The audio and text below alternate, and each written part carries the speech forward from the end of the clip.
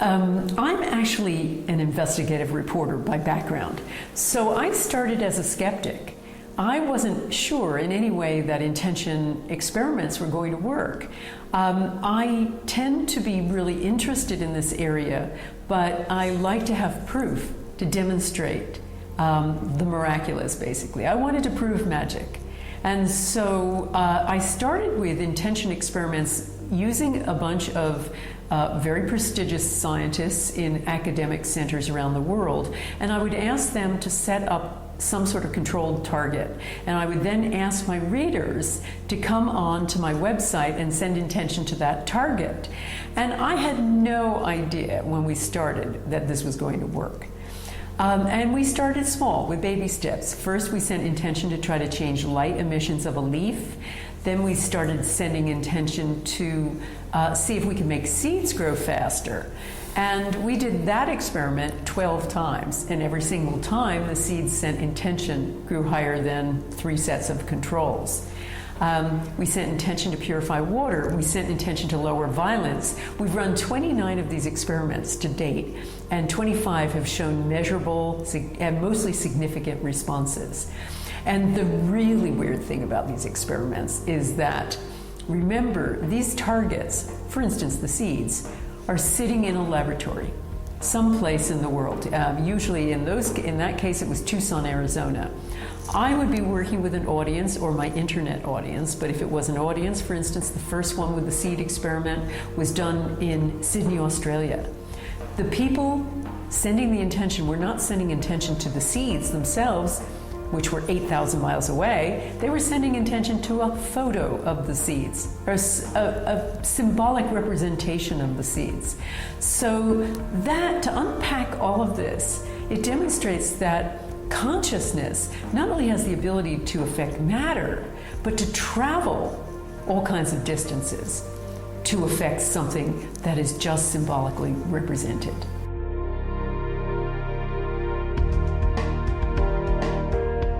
Okay, well, Lynne and myself have been editing a magazine called What Doctors Don't Tell You now for some 26 years. And I think that's given us both great insight into many health conditions. And I personally suffered from chronic depression for a number of years, and many people do suffer from this, and indeed other mental problems such as anxiety, even bipolar. And I think that our background and knowledge told me that there is no physical cause for any of these conditions. And even depression, that they relate to serotonin levels, in fact, is not the case, and now the American Psychiatric Association has run away from that and said that indeed serotonin has absolutely nothing to do with depression. Nonetheless, millions of people suffer from these conditions, and yet medicine doesn't know why. And so the same thing happened to me. Here was I in this particular situation, and I really wanted to understand what had happened to me. And I suppose the connective tissue, if you like, between Lynne and my extracurricular work, which is outside of What Doctors, is really thought itself. And what is thought? What is thinking? Because I came to understand that my depression was linked to thinking. And Lynne's work is about power thinking. And so really it began that exploration of what thinking is, the energy that's behind it, and where it comes from and what it does to us.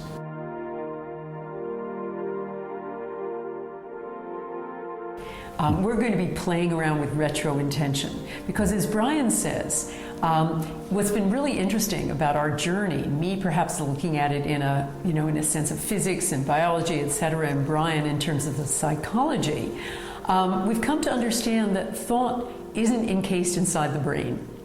Thought is a weird thing that's out there that we pick up, and also thought is forever.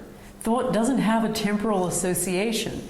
So there have been many studies showing that thought can move outside of time and space. And so if that's the case, if you can have thoughts from the past, and this is so much of Bryan's work, that affect your present and dictate to you your every move, then what's not to say that you can use the present to go back and heal the past? And so that's what we've been exploring in two different directions.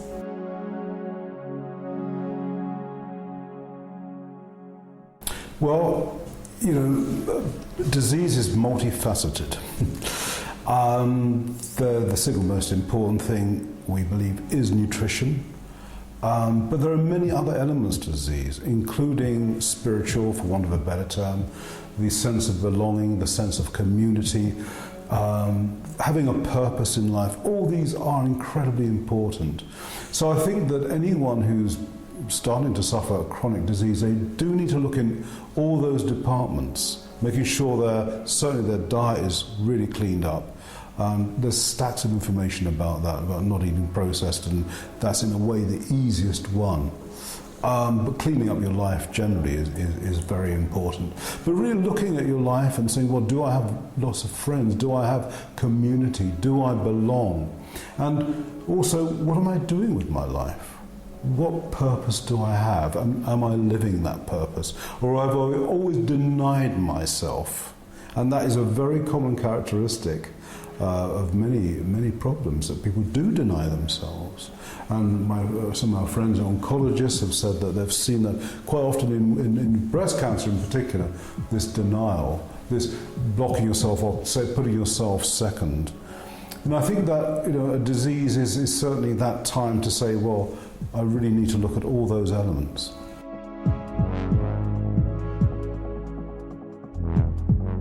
I think a lot of people reacted to a story we did recently, the doctor's case for homeopathy, because this was a bunch of NHS doctors who were arguing the case for homeopathy and saying, you know what, from all the toolboxes, the toolbox that we have, all the tools in our toolbox, this is working the best and it's the cheapest. Why are you trying to outlaw this?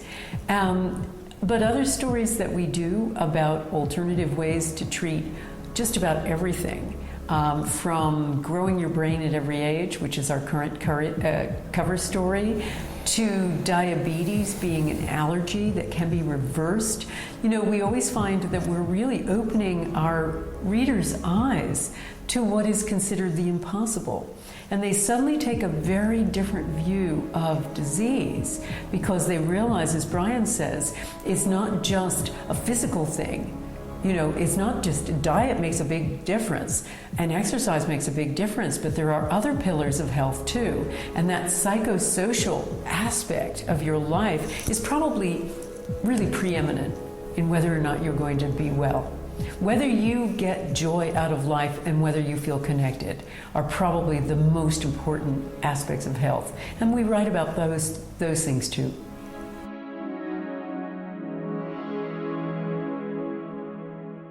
We try to work very deeply with people using these kinds of concepts. As Bryan says, we've just skimmed over a lot of what we talk about in going back and helping people reclaim their present by going back and cleaning up their past, essentially, and understanding their past and getting rid of the past that is burdening them like an unwanted guest. And so we like to do this in a retreat setting. So we're running a retreat. We run retreats regularly, so please look on our websites. And also, you know, do check out our websites collectively and individually. It's What Doctors Don't Tell You is wddty.com. LynneMcTaggart.com is my website. And Bryan Hubbard is Bryan with a Y, bryanhubbard.net.